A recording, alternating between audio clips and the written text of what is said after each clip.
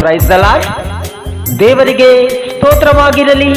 ಈ ದಿನದ ದೇವರ ವಾಗ್ದಾನವು ಧರ್ಮೋಪದೇಶ ಕಾಂಡ 5ನೇ ಅಧ್ಯಾಯ 16ನೇ ವಚನದಲ್ಲಿ, ನಿನ್ನ ದೇವರಾದ ಯೆಹೋವನು ಆಜ್ಞಾಪಿಸಿದಂತೆ ನಿನ್ನ ತಂದೆ ತಾಯಿಗಳನ್ನು ಸನ್ಮಾನಿಸಬೇಕು.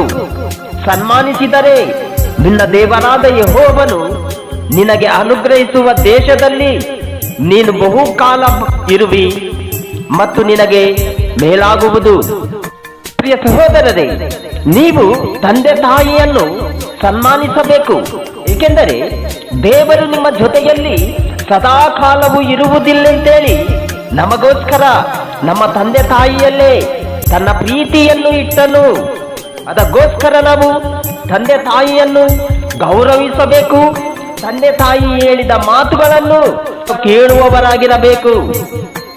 ಏಕೆಂದರೆ ನಾವು ಮಾಡಿರುವ ಎಷ್ಟೋ ಪಾಪ ಬಿದ್ದರೂ, ಎಷ್ಟೋ ತಪ್ಪುಗಳಿದ್ದರೂ, ನಾವು ನೆನೆಸಿಕೊಳ್ಳಲಾಗದಂತ ಕೃತ್ಯಗಳು ಮಾಡಿದರೂ ತಂದೆ ತಾಯಿಗಳೇ ಮೊದಲು ಕಣ್ಣೀರು ಸುರಿಸುವವರಾಗಿದ್ದಾರೆ.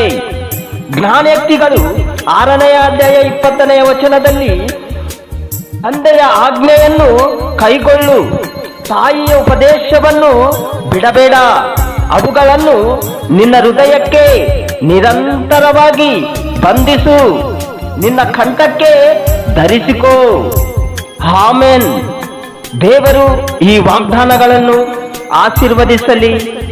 ಆಮೆನ್. ಸೃಷ್ಟಿಯ ರಾಜನೇ, ಸರ್ವಶಕ್ತ ಒಡೆಯನೇ, ನೀತಿಯ ರಾಜನೇ,